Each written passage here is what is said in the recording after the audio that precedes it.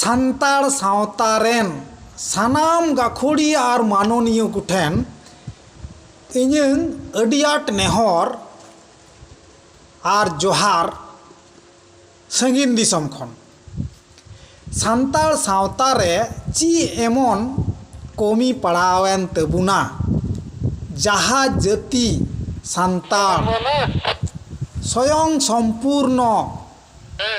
ᱟᱹᱭᱤᱱ ᱠᱟᱹᱱᱩᱱ ᱛᱮ ᱟᱨ ᱞᱟᱭ ᱞᱟᱠᱪᱟᱨ ᱛᱮ ᱟᱨ आपासुलु संदिसते एनते रहो नाना हुनर जाति ठेबुन चाकरीजीवी कना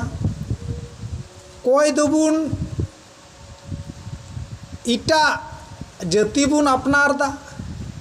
कोई दो इटा धर्म बुन अपनार दा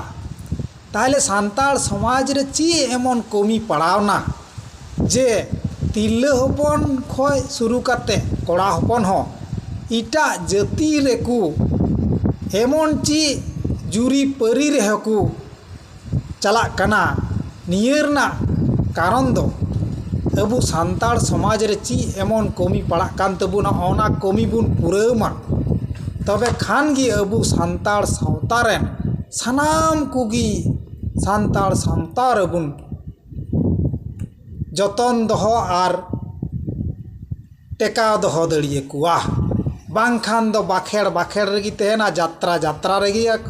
बोई अनलिया ऑल गी तहना ñeñeliya ñel गी तहना आंजमिया दो आंजम तेगी तहना और बाखेड़िया दो बाखेड़ रेगी तहना।